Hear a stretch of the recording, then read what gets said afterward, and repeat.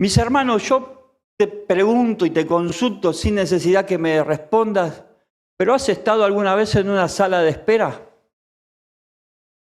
Oh, y hay salas de espera de todo tipo, ¿no es cierto? Tenés la fila para cobrar la jubilación, tenés la fila para pagar los impuestos, tenés la fila para ir a comprar, la fila en el cajero. Antes no hacíamos fila cuando íbamos a comprar porque existían almacenes nada más. Entonces nos metíamos al almacén y mientras el almacenero tenían esas latas de galletitas, yo me acuerdo, con el vidrio redondo, donde uno metía la mano y se servía. Íbamos a algunas caramerías y nos decían, ¿serviste los caramelos que quieres? Vos metías la mano y te agarrabas todos los caramelos. Cuando querías sacar la mano no podías sacar, entonces tenía que soltar caramelo para sacar la mano ahí, esos frascos de vidrio grandote, ¿no? Entonces no había tanta fila, no había tanta, más que la del banco, más que para pagar impuestos, pero ahora más allá de las aplicaciones y así todo, cuando el relojito en la computadora se queda ahí girando, es una sala de espera. ¿Y esto cuándo va a reaccionar? ¿No? Está llenando un formulario por el teléfono o por internet y está dale la ruedita dando vueltas. Es una sala de espera también, ¿no? Y bueno, ni que hablar la sala de espera cuando va a nacer un hijo, ¿verdad? Yo me acuerdo el día que nació mi hijo mayor, no me dejaron participar del parto porque iba a ser una cesárea y que, bueno, al final zafé de esa, ¿no? Pero en fin, no, porque las mujeres quieren que estemos ahí siempre, ella quiere que estemos, ¿no es cierto? Y yo, pues sí, voy a estar. Y me dijeron, no puede estar, quédese acá. El asunto es de que cuando yo estaba ahí entre la sala de espera, 20 de diciembre del 2001, ustedes ya saben lo que pasó ese día, ¿no es cierto? Entre tumultos y todo eso estaba la situación de mi hijo. Y me acuerdo de que estaba ahí con algunos parientes, creo que entre ellos estaba mi cuñada Karina, y anda a ver si ya nació, ¿no? Entonces, me acuerdo que era en un primer piso, segundo piso, tomo el ascensor y resulta que cuando estoy por bajar del ascensor, entra una nursery con un bebito ahí. Y entonces la enfermera dice, ese es el padre, dice. ¿Y qué? ¿Este es mi hijo? Sí, señor, me dice. Este es su hijo. Así que a mí la espera ahí se me cruzó, ¿no es cierto? Entonces, desde ahí le decimos a nuestro hijo de que él a mí nunca se me va a escapar, porque el día que nació lo casé a pleno vuelo, ¿no es cierto? No, nunca te vas a escapar.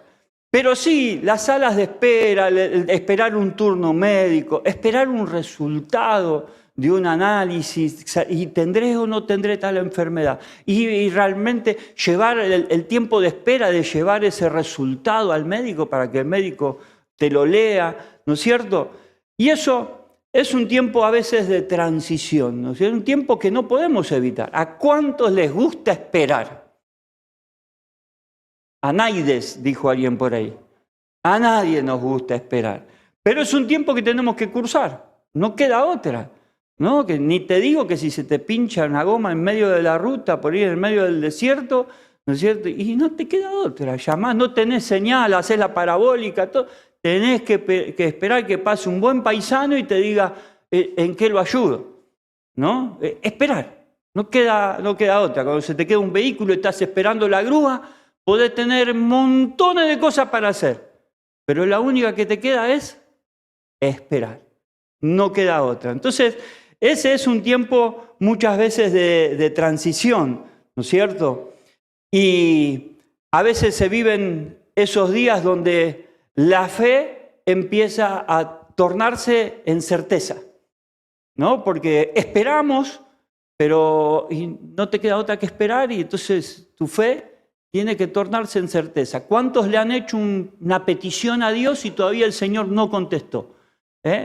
Muchos, ¿verdad? Muchos tenemos una petición delante del Señor, el Señor todavía no contesta. Entonces, esperar.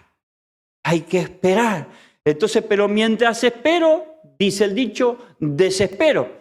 Pero más que desesperar, nuestra fe tiene que crecer, no desesperar, ¿no?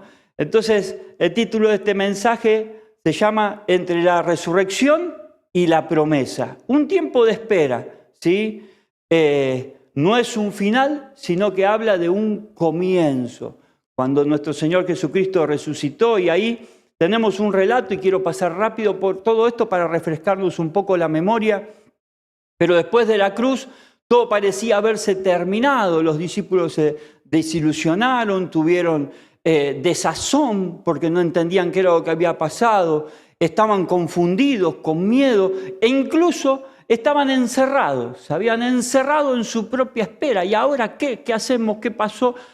¿Qué va a pasar? ¿No es cierto? Un tiempo de incertidumbre justamente entre el día viernes, que nuestro Señor es crucificado, muerto y enterrado, y el día domingo, que cuando se empiezan a enterar que Él había resucitado. Entonces, fue un tiempo de espera, un sábado. Yo me imagino ese sábado para los discípulos fue un sábado eterno. ¿Y ahora qué hacemos? ¿Y qué pasó? Y lo que habíamos visto y lo que había hecho, y pasan esas cosas, ¿no? Pero Dios no escribe historias incompletas, ¿no es cierto? Porque había como algo inconcluso. Yo me pongo en el lugar de ellos, me empatizo con los discípulos y digo, wow, ¿por qué el Señor no se la dejó más clara? ¿O por qué el Señor no se enojó con ellos antes de ser crucificado? Y dice, escúchenme, caramba, entiendan, yo el domingo voy a resucitar, entiéndanlo, ¿no? Él se los dijo de muchas formas, se los había advertido, pero ellos todavía estaban obnubilados con la multiplicación de los panes y los peces, con la resurrección de algunos que el Señor había levantado de la muerte, estaban obnubilados con la resurrección de Lázaro, estaban obnubilados con todos esos milagros, ¿no es cierto?, que habían sucedido. Entonces, ellos seguían en eso, veían el tiempo, veían lo que los ojos pueden ver, pero no podían ver más allá. ¿Sí? La resurrección de Jesús no fue el cierre, o sea, después el Señor resucitó y empezó a aparecerse, pero esa resurrección no fue el cierre, sino que fue el inicio de algo totalmente nuevo. Y por gracia y misericordia de Dios, eso nuevo es lo que está llegando hoy a tu vida. Es lo que el Señor está haciendo llegar hoy a tu vida. Y la Biblia lo dice muy claro y algo totalmente poderoso en Hechos capítulo 1, versículo 3, dice así: después de padecer la muerte, se presentó dándoles muchas pruebas convincentes de que estaba vivo. Durante 40 días se les apareció y les habló acerca del reino de Dios. Y esto no fue algo emocional, fueron 40 días extraordinarios, ¿no es cierto? Que el Señor en realidad les venía hablando del reino de Dios, no les venía hablando de cosas emocionales. En esos 40 días Él se presentó con pruebas indubitables, Él se presentó, habló, les dijo, porque Él ya estaba en un cuerpo glorificado, entonces quizás algunos todavía no lo reconocían, pero dejó el testimonio en la vida de cada uno de ellos. ¿Para qué? Para que después el Evangelio se pudiera expandir. No fue algo emocional ni tampoco fue algo sugestivo, como muchos pretenden decir que el Evangelio es algo emocional, ¿no es cierto? Vas, te sentás ahí, un hombre que te habla, el pastor, el predicador, el que sea, y que a lo sumo lo que hace es sensibilizar tu vida, tu intelecto, y por cierto, que eso es verdad. Nosotros los predicadores hablamos al intelecto, hablamos de lo que aprendemos de la palabra de Dios y de lo que experimentamos y creemos que Dios nos dijo. Pero yo no conozco tu condición realmente, cómo está delante de Dios. No sé cómo es tu condición en tu casa, en tu familia, cuál es tu necesidad real, yo no la sé. Sé que hay, y sé que hay realidades en nuestra vida que necesitan la intervención divina, ¿verdad? Eso lo sé, y en función de eso uno trata de buscar la voluntad de Dios en el mensaje. Y por cierto, y gracias a Dios, no somos todos iguales. No todos padecemos lo mismo. Entonces, en un mismo mensaje, Dios tiene que hablarnos a cada uno de forma particular. A mi vida, a tu vida, a cada uno de nosotros. Pero también tiene que hablarnos como iglesia, que somos un cuerpo, que tenemos una misión con una visión acá en el lugar donde el Señor nos puso. Entonces, muchos quieren decir que el Evangelio es algo emocional o que es algo de sugestión. Entonces, el que te predica te sensibiliza y genera una sugestión en tu vida. Eso lo he escuchado varias veces, pero justamente no tiene nada que ver con eso. Y si alguna vez vos sentís o sentiste esa emoción con la palabra de Dios, es quizás por ahí donde el Señor empieza a trabajar con tu vida. Él empieza a trabajar con las emociones para luego generar en tu vida una transformación completa. ¿Sí? Porque el Señor es el mejor de todos los médicos. Tiene el mejor tratamiento. Los tratamientos del Señor no duelen y son voluntarios. Si querés, lo haces, y si no querés, no lo haces. ¿Sí? Pero realmente fueron pruebas indubitables las que el Señor dejó de haber resucitado. ¿No es cierto? Jesús se aseguró de que ellos supieran, como que el Señor vino y les dijo, estoy vivo. Todo cambió. ¿No es cierto? Porque esa resurrección del Señor Jesucristo es tan importante, haber atravesado las Pascuas, haber atravesado esa cruz, haber padecido, y fue todo un plan perfectamente orquestado por Dios desde el principio de los tiempos. Y eso es lo que mucha gente no entiende, y que si ese plan se dio, y los historiadores no pueden negar absolutamente nada de lo ocurrido. Entonces, ese plan, si se cumplió desde el principio de los tiempos hasta el momento que Jesucristo resucitó y después continuó con los discípulos, con los apóstoles en el libro de los Hechos, entonces, ¿por qué no? Dios no va a seguir orquestando su perfecto plan hoy con nosotros. Entonces, esa es la importancia de entender de que Cristo resucitó y todo lo que continúa como nuevo para la humanidad después de haber entendido de que Cristo resucitó. Y ahí vamos a ver algunos puntos al respecto de esto. Jesús se revela en medio de la duda. ¿Cuántos tienen dudas? Cualquiera, no importa, todos tenemos dudas. Yo no sé hasta cuántos años voy a vivir. Tengo dudas de eso. ¿Cuántos años me va a dar el Señor? Y últimamente, ¿sabes? Una charla que la tenemos muy frecuente en casa, ¿no es cierto? ¿Y por qué? Y porque sabemos que no somos eternos. No estoy pronosticando nada, quédense tranquilos. No empiecen a repartir nada porque todavía estoy acá. Yo les digo, ¿sí? Y bien agarrado estoy. ¿No? Pero uno tiene que entender de que uno también tiene que dejar las cosas preparadas. Y eso no es, ¡ay, qué pájaro de mal agüero que sos! No tiene nada que ver con eso. ¡Ay, vos estás llamando a la parca! No tiene nada que ver con eso. Saber entender de que las cosas pueden quedar ordenadas hoy para cuando uno no esté es sabiduría. Es sabiduría, ¿no es cierto? Así nos queden 2 días, 3 días o 100 años. ¿Sí? No sabemos. Pero las cosas, si las podemos dejar ordenadas, mejor. Y bueno, eso por ahí son los temas últimamente frecuentes y que por ahí uno entra, ¿no es cierto?, por algunas situaciones a charlar. Los discípulos no estaban llenos de fe en ese momento, ¿sí? Estaban llenos de dudas. No tenían tanta fe cuando el Señor todavía incluso se les había aparecido ya resucitado.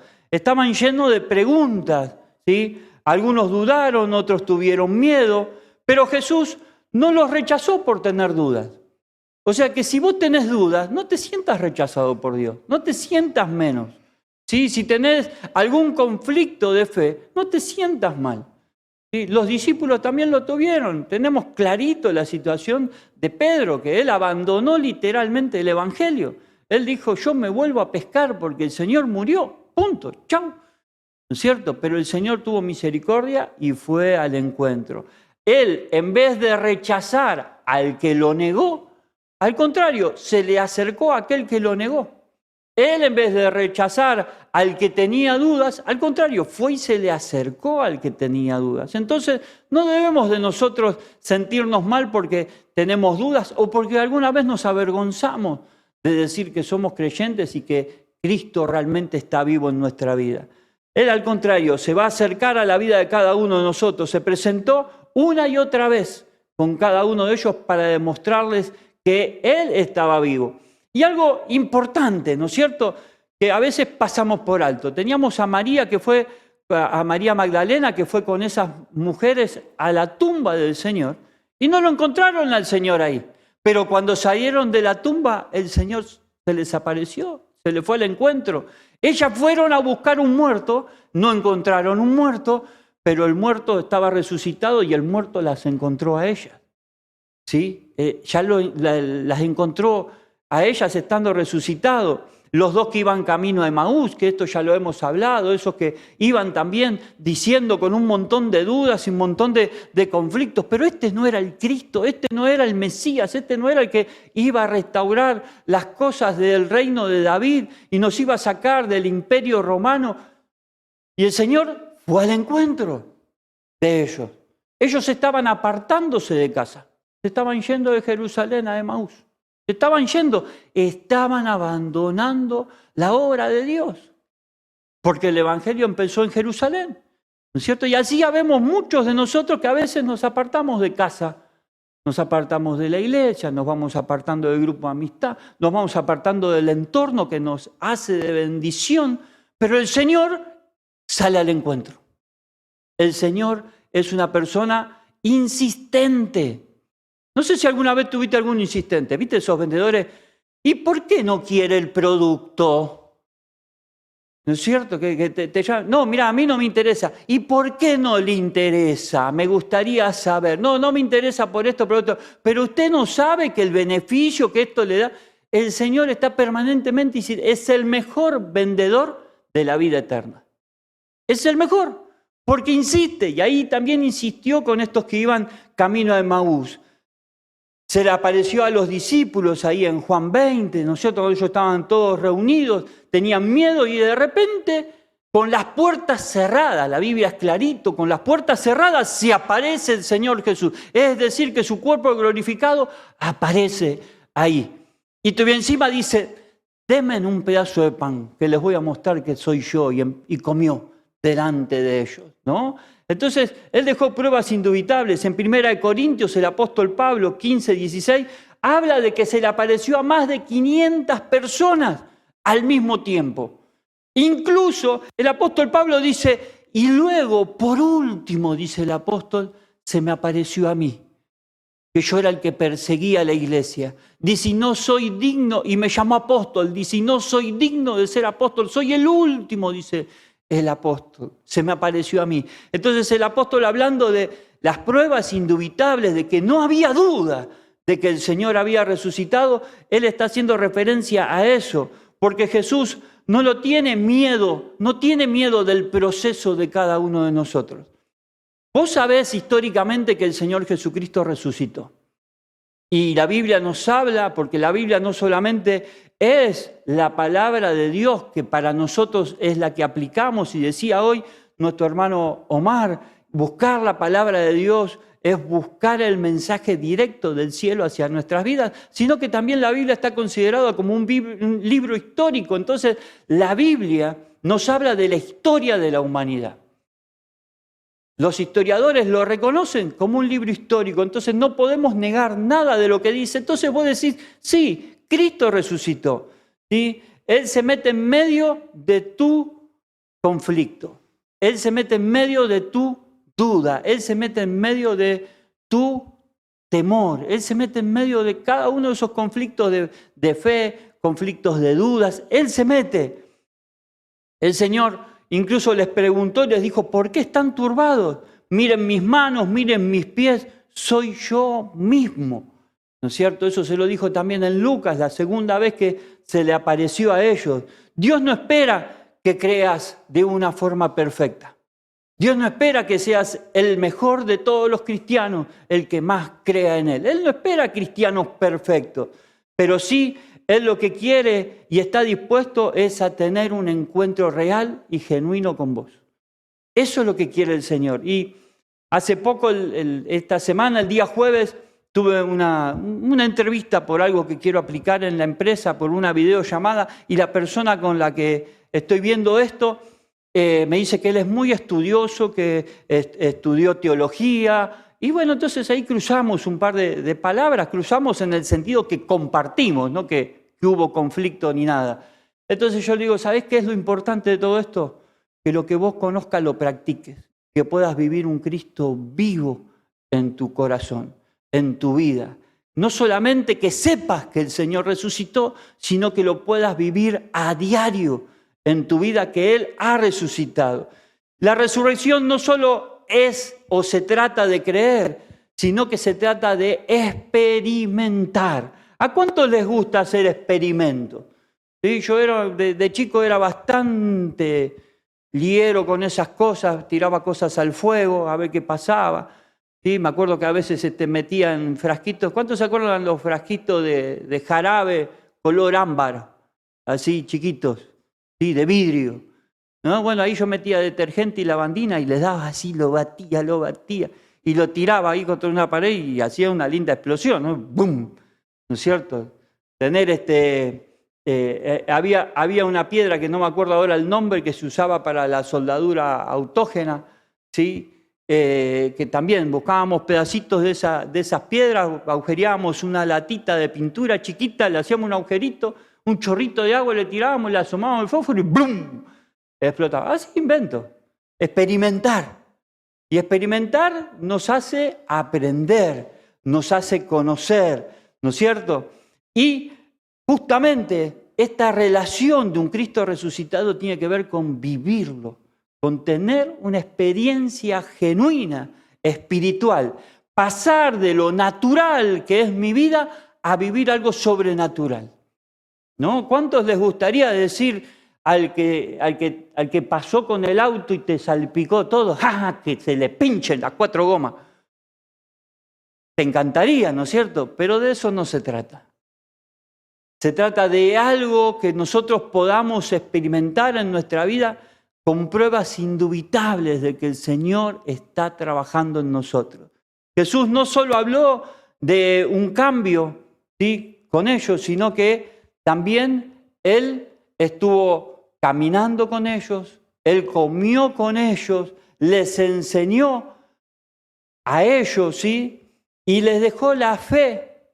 No les dejó una teoría solamente, sino que habló con ellos de fe. Y esa fe se volvió como algo experimental, como una experiencia en sus vidas. En Lucas 24:45 dice: entonces les abrió el entendimiento para que comprendieran las Escrituras. Eso habla de los dos que iban caminando a Emaús.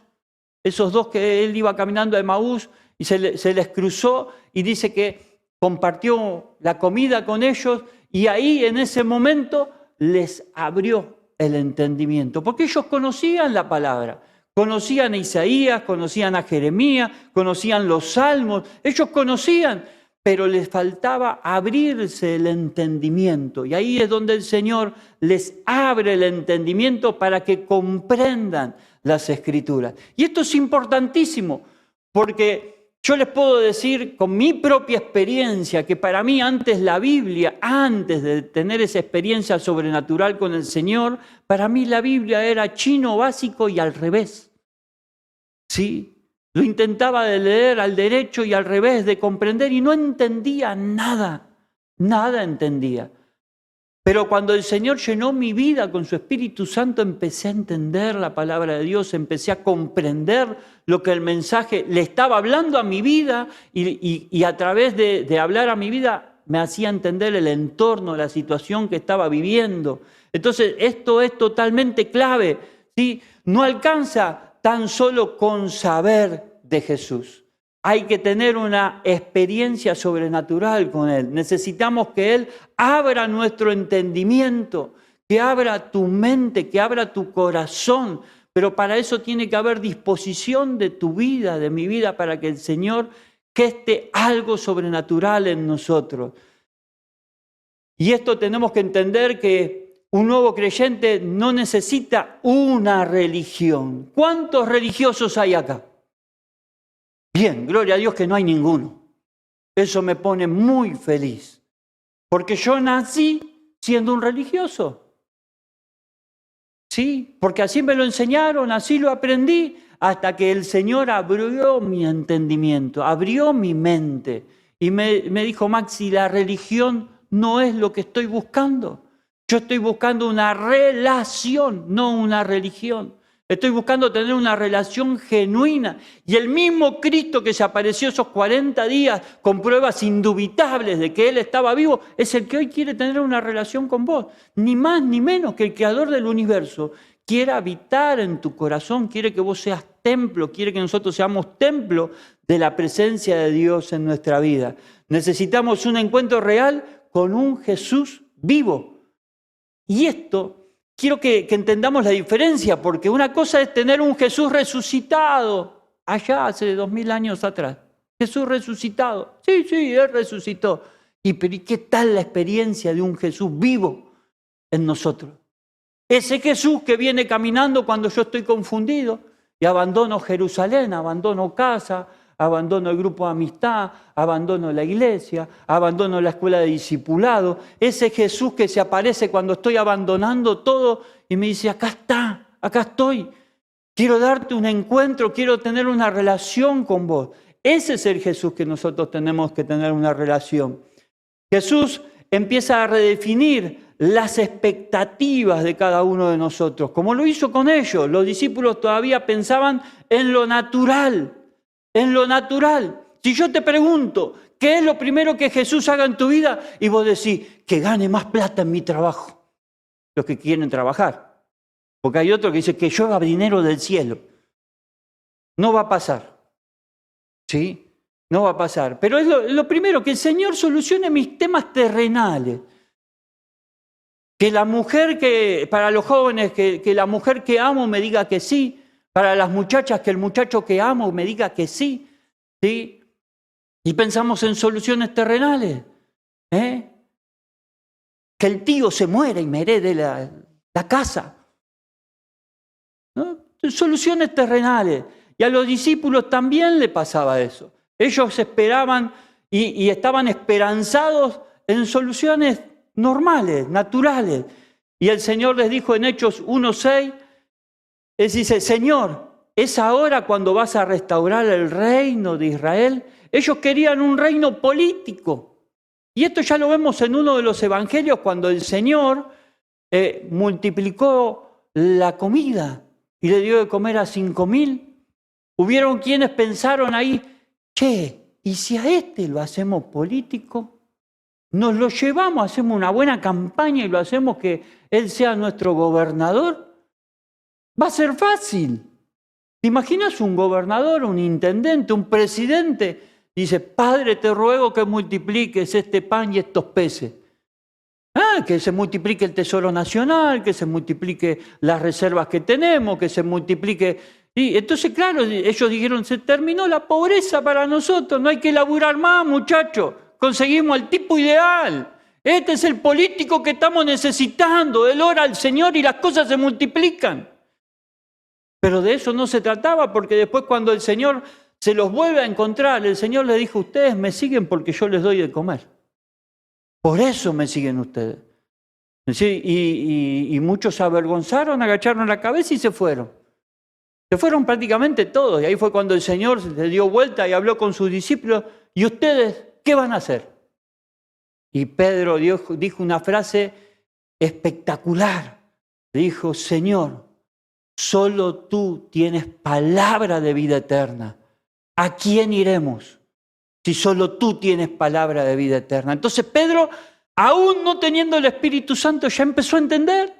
Porque de eso se trataba, de esa palabra de vida eterna. No se trata solamente de que el Señor te dé de comer. Ellos querían un reino político. Ahí, cuando estaban charlando en el libro de los Hechos, capítulo 1, el Señor, ¿es ahora cuando vas a restituir el reino de David? Cuando vas a sacarnos de este yugo romano y vamos a hacer otra vez una nación, la nación de Israel, el pueblo de Dios. ¿No es cierto? Y Jesús no estaba hablando de un reino, no estaba hablando de un reino terrenal, sino que les estaba hablando de un reino espiritual. Entonces Él les respondió, 7 y 8 del capítulo 1 de Hechos, dice, no les toca a ustedes conocer, pero recibirán poder cuando venga sobre ustedes el Espíritu Santo. Se los reduje un poco porque la versión ustedes ya la conocen, ¿sí? No están ustedes conocer las sazones de nuestro Padre. Le dijo el Señor Jesús. O sea, no te preocupes por el tiempo. No te preocupes por si vas a tener o no vas a tener el hoy. Porque ¿sabes qué? Porque al que busca el reino de los cielos y su justicia, todas las cosas le son añadidas. Obviamente tenés que salir a trabajar. Obviamente los impuestos los tenés que pagar, los servicios los tenés que pagar, ¿no es cierto? Dijo alguien una vez, después de haber tenido un encuentro con el Señor, volví a casa y estaba todo igual. Mi señora era la misma, había que pagar la luz, había que pagar el gas, todo había que pagarlo. ¿No es cierto? Claro que sí. Pero ahora con Jesús en tu vida, con la evidencia de que Él, un Cristo vivo en tu vida, las cosas cambian.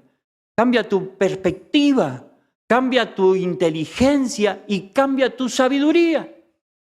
Entonces Cristo quiere estar vivo en tu vida, quiere estar vivo con nosotros.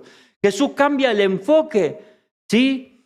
Y esto es cuando cada uno de nosotros queremos tener esa relación con el Señor. Y ese poder que el Señor les dijo, porque Él les dijo, no se preocupen por el tiempo, preocúpense por lo que van a recibir. Van a recibir poder. Y ese poder les va a dar vida. Muchos llegan a la fe cristiana buscando una solución material. ¿Sí? Muchos llegan a la fe cristiana buscando un milagro de sanidad, algo extraordinario que suceda, que por cierto, si el Señor lo quiere hacer, lo va a hacer. Muchos llegan al Evangelio buscando restaurar sus matrimonios, sus vidas, sus relaciones, ¿sí? Y está bien porque estás en el lugar indicado. Muchos llegan al Evangelio buscando una solución económica. Quiero trabajar menos y ganar más. Si yo pregunto cuántos quieren trabajar menos y ganar más. Así. Obvio, claro que sí. Y sí, todos queremos eso, pero en realidad lo que tenemos que buscar es a Dios, que Él quiere darnos una transformación. Porque muchos de nosotros queremos todo eso que les mencioné antes, todas esas soluciones que están bien que las busquemos, pero no queremos cambiar nuestra vida. No queremos hacer los ajustes que el Señor nos pide que hagamos para tener una vida mejor en Cristo. ¿No es cierto? Y así hay mucho. Por eso nació la idolatría. Muchos se van a los ídolos, ¿no es cierto? Y caminan muchos kilómetros o van a las fuentes de agua y le tiran moneditas, la tiran para atrás porque no hay que mirar para atrás, o dejan candaditos en los puentes por ahí, ¿no? Y adoran imágenes y adoran animales. ¿Por qué? Porque quieren pedirle a ellos, porque ellos no le piden nada a cambio. No piden una transformación. Entonces, pero el ser humano en realidad va a obtener la plenitud de su vida cuando Cristo está vivo en la vida de cada uno. Y eso nos va a exigir transformaciones en nosotros. Va a exigir que hagamos los ajustes. Ahora, estos ajustes que el Señor pide no tiene que ver con algo sacrificial, no tiene que ver con un sacrificio, porque el sacrificio ya lo hizo Dios. Por eso el apóstol Pablo dice, presentad vuestros cuerpos en sacrificio vivo, santo y agradable a Dios. Y no hay nada mejor que vivir en santidad, no hay nada mejor que vivir bajo los preceptos de nuestro Dios. Entonces ahí se te empieza a abrir la mente y empezás a vivir conforme Dios quiere que vivas, conforme el plan de Dios, conforme lo dijo el salmista. Cuando mi cuerpo estaba en gestación, tú escribiste todos los días de mi vida en tu libro, no faltó ni uno de ellos. El Señor lo proyectó, el Señor generó un plan desde que estabas en el vientre de tu madre para tu vida. Él lo tiene proyectado, pero en esa perfección de Dios, Él te dejó a vos tomar tus propias decisiones. Entonces, ¿qué tal si nos volvemos al plan de Dios? ¿Acaso Dios va a querer algo malo para nosotros? No, en lo absoluto. Entonces, volvernos al plan de Dios es vivir un Cristo vivo en nosotros. El llamado no solo es a creer, sino a ser testigos. El llamado que hoy Dios está haciendo es no solamente creer, porque durante muchos años yo fui un creyente. ¿Cuántos son creyentes acá? ¿Cuántos son creyentes acá? Bien, gloria a Dios. Ahí va. Entonces, yo durante muchos años fui creyente, pero no fui testigo. Fui creyente, pero no conté, no atestigué, no confesé quién transformó mi vida. ¿Sí? Jesús no solo resucitó para que nosotros creamos, sino también que Él resucitó para que redireccionemos nuestro enfoque de vida cristiana. Ahora tenemos que testificar, ser testigos. ¿no es cierto? Hechos 1:8 dice, y serán mis testigos en Jerusalén, en toda Judea, en Samaria y hasta los confines de la tierra. Y por algo en particular el Señor Jesucristo dijo en Jerusalén, en casa. Y seremos testigos en casa, donde estemos. Ahí tenemos que empezar a ser testigos. Y un testigo no es alguien que estudió para ser testigo. ¿Cuántos estudiaron para ser testigos? Nadie, ¿no? Salvo que eso suele pasar cuando tenés que atestiguar en un juicio, te sienta el abogado ahí y te dice, vos tenés que decir esto, esto, esto, esto y esto y esto. Y son todas patrañas y mentiras, ¿no? Y por ahí hasta te da una hoja para que te lo estudies. Vos estudiaste, cuando el juez te pregunte esto, vos decís esto. Mentira, nada de lo que viviste. Entonces nosotros tenemos que ser del Señor testigos no estudiados, sino que alguien que vivió, alguien que participó, que fue alguien que estuvo en el lugar, en el momento de los hechos. Y eso es lo que Dios quiere hacer. Cuando el Señor entra a tu vida, sos un testigo. Ese poder que viene de lo alto, ese poder del Espíritu Santo, te hace testigo. Entonces no podés callar. Los mismos discípulos dijeron, no podemos callar, no podemos dejar de decir lo que hemos visto y oído de parte de Dios.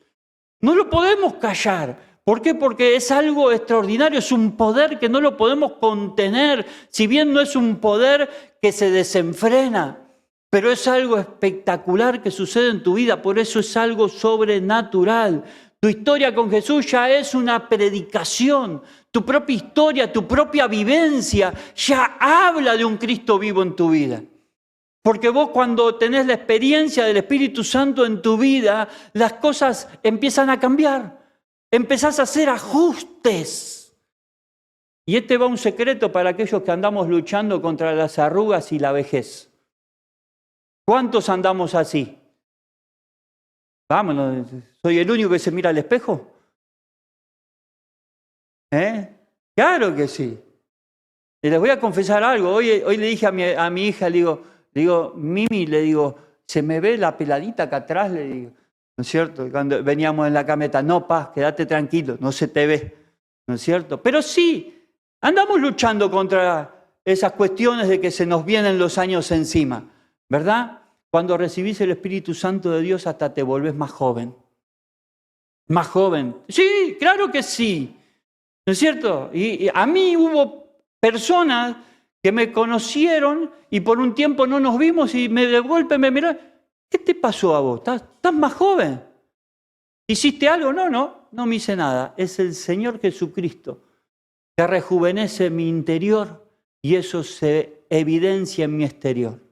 ¿No es cierto? Porque eres Él el que renueva nuestras fuerzas y que te da fuerzas como la de un búfalo. Entonces la gente te dice, ¿cuántos años tenés? Y vos decís, ¿cuánto me das? Y 45, 55 tengo. ¿No? Y sí, ese es Dios, porque hay un Cristo vivo obrando en tu vida. ¿Sí? Tu historia con Jesús ya es una predicación. ¿Sí? No necesitas saber todo, necesitas haberlo experimentado. No necesitas ser un teólogo, no necesitas ser un erudito, necesitas una experiencia genuina con el Espíritu Santo de Dios. Eso es lo que necesitas. El momento más difícil es esperar, ¿no es cierto? Porque el Señor hasta ahí les venía diciendo a ellos, bueno, ahora esperen en Jerusalén hasta que reciban poder de lo alto, ¿no es cierto? Y cuando ellos dijeron, bueno, Señor, entonces es ahora cuando vas a levantar el reino de Israel, dijo, no, ustedes tienen que preocuparse en recibir ese poder, no en los tiempos. Preocupate en recibir el poder de Dios, no en los tiempos. Preocupate por tener una experiencia sobrenatural con Dios, no en los tiempos. Y cuando el Señor tenga esa experiencia, vos tengas esa experiencia con el Señor, las cosas van a venir. Después vas a ver los milagros, después vas a ver a un Cristo resucitado. ¿Sí? Es el tiempo difícil de esperar, ¿no? Ahora viene algo que para ellos por ahí era un poco inesperado.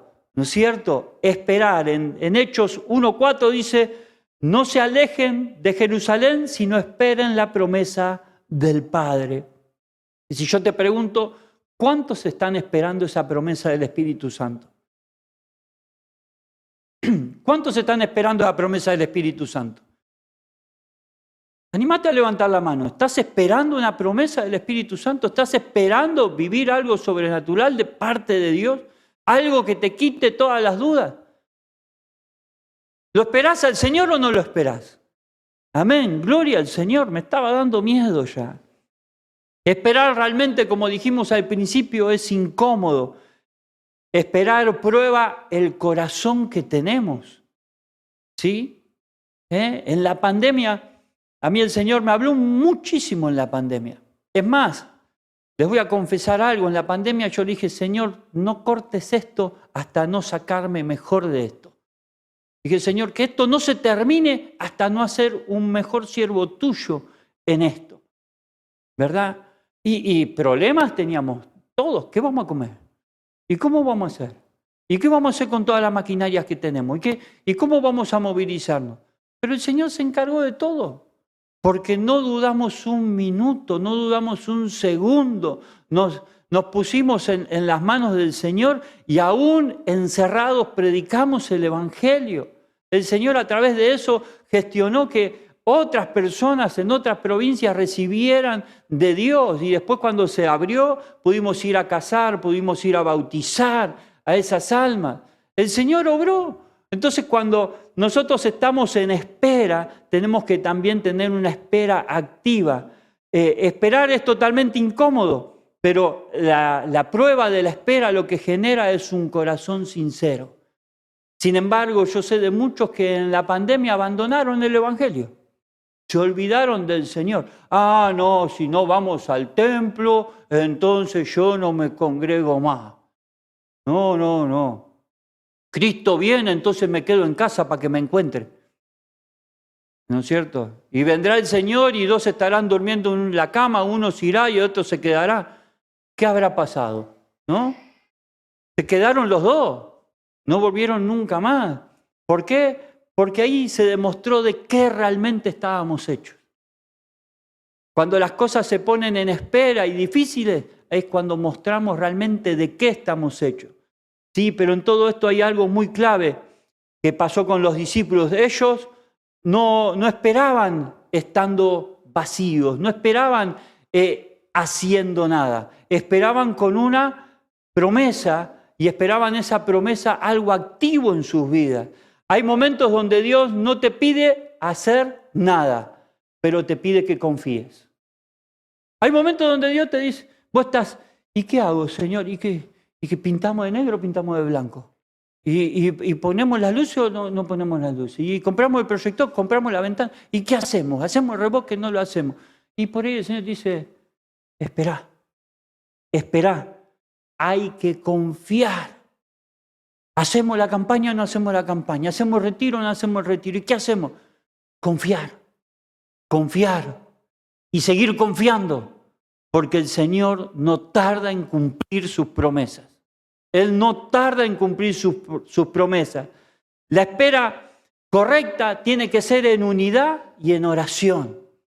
Vos esperás recibir algo de Dios, tenés que estar unido al cuerpo de Cristo. Tenés que estar en oración y el Señor no va a fallar. El Señor, sus promesas, la cumple.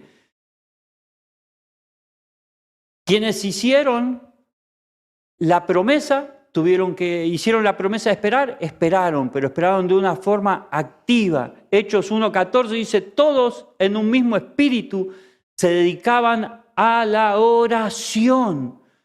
No se dispersaron, no se enfriaron, al contrario, ellos se dieron aliento y se alinearon a lo que el Señor les había dicho. No se vayan de Jerusalén, esperen la promesa del Padre. ¿No es cierto? Pero nosotros en la espera de esa promesa muchas veces nos desesperamos, ¿sí? Y la espera no es pasiva, al contrario, es una preparación. Y el Señor está preparando a esta su iglesia. Hoy cantamos, va a haber un avivamiento. Y para mí fue totalmente revelador. El Señor me contestó en eso de va a haber un avivamiento. Va a haber un avivamiento en Bursaco. Va a haber un avivamiento en esta iglesia. Y va a haber un avivamiento explosivo. ¿Saben lo que es algo explosivo? Algo explosivo es que salpica y abre y se expande. Y de esta iglesia van a nacer otras iglesias. ¿Saben por qué? Porque históricamente esta iglesia fue así. Los que conocemos la historia de esta iglesia fue así. De esta iglesia nació la iglesia en Florencio Varela. De esta iglesia nació la iglesia allá en La Rotonda, Florencio Varela más al fondo. De esta iglesia nació la iglesia en José Mármol. De esta iglesia nació la iglesia en Ensenada. Pero no sé por qué se detuvo. Pero va a haber un avivamiento en esta iglesia. Y un avivamiento como antes no habíamos vivido. Y el Señor viene pronto. Pero no va a suceder nada si no hay Espíritu Santo en nuestras vidas. Por eso es importante tener esta relación viva con el Señor. ¿Estás o estamos entre la resurrección y el poder? O sea, todos sabemos que Cristo resucitó. Pero ¿cuántos tenemos la experiencia sobrenatural de ese Cristo resucitado en nuestras vidas? ¿Cuántos tenemos el don del Espíritu Santo? ¿Cuántos han comprobado el poder de lo alto? No solamente para hablar en lenguas, porque fue la evidencia que utilizaron los apóstoles, dice, porque estos no podemos negar que han recibido el Espíritu Santo porque los oímos hablar en nuevas lenguas y de las maravillas del Señor. Lenguas espirituales, lenguas angelicales e incluso lenguas en otro idioma. Yo lo he visto, gente que no sabe hablar en inglés, en el Espíritu hablaban en inglés. Gente que no sabe hablar portugués, en el Espíritu hablaban portugués. ¿Sí? Porque el Señor da a cada uno conforme el propósito de Dios. Entonces, nosotros estamos entre eso de creer de que Él resucitó y el poder de lo alto. Ese poder de lo alto no se ha cortado. Ese día del Pentecostés no se cerró. Ellos habían visto a Jesús, pero todavía no habían recibido el Espíritu Santo. Vivían en ese entre haber visto a Jesús resucitado y el tiempo de la promesa cumplida. Ahora, mi querido hermano, mi querida hermana, amigo, es tiempo de recibir la promesa. Es tiempo de recibir el poder de lo alto. Y la promesa no tarda en manifestarse. ¿Por qué? Porque ahí había un cuerpo que estaba activo. La forma de esperar la promesa es estar unánimes y en oración. Unánimes y en oración, juntos y en oración. Entonces ellos estaban juntos y en oración esperando la promesa. Estaban esperando ese tiempo que el Señor les dijo, no se aparten de Jerusalén. Quédense ahí hasta recibir el poder de lo alto. Ahí estás vos también, esperando. ¿Sí? Quizás puede ser que hace mucho que hayas creído y todavía no tengas la promesa, pero aún te falta sentir el poder de lo alto. Quizás ya conoces a Jesús, pero necesitas experimentar algo más, una experiencia genuina del poder de lo alto. Entonces, este mensaje creo que está siendo más que claro para cada uno de nosotros. Necesitamos el poder de lo alto. Moisés le dijo al Señor, no quiero salir a ningún lugar si vos no estás conmigo. Si vos no estás conmigo, no quiero salir a ningún lugar. Entonces nosotros tenemos varios grupos de amistad, tenemos escuela de discipulado, estamos preparándonos para un retiro para las almas, ¿sí? Que aquel que nunca lo hizo está invitado a hacerlo, pero necesitamos recibir la promesa de lo alto. No te quedes solamente con la resurrección, no te quedes solamente con lo que crees, tenés que experimentar, tenés que prepararte para lo que se viene, porque lo que sigue es el Pentecostés en tu vida. Es el derramamiento del Espíritu Santo en tu vida. Hoy no es solamente un tiempo para escuchar un mensaje, es un tiempo para posesionarse en el lugar que Dios quiere que estés, esperando la promesa. Así como lo hicieron los discípulos. Cree, permanece, espera, busca, porque la promesa sigue vigente para cada uno de nosotros.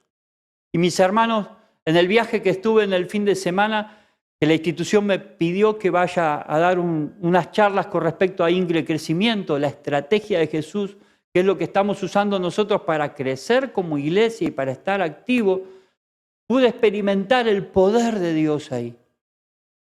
¿Cuántas personas están necesitadas de Cristo en la provincia de Corrientes, Chaco, Formosa?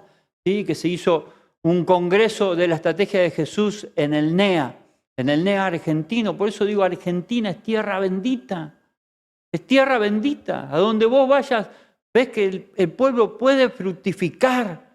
Lo que pasa que falta creer y tener la experiencia del Espíritu Santo. Pero ahí mientras estaba dando el mensaje conté algunas de las cosas que nosotros vivimos acá, algunas de las cosas que nosotros implementamos acá, porque lo bueno es poder hablar desde la experiencia. Y se me vino a mi memoria mientras estaba hablando lo que Dios me había dicho con respecto a Barrio Cerrito. ¿Cuántos son acá de Barrio Cerrito? Más de la mitad de la iglesia de Barrio Cerrito. Va para vos, Barrio Cerrito, lo que voy a decir. Les dije a los correntinos allá, ustedes van a escuchar en las noticias y van a decir, ¿qué está pasando en Barrio Cerrito?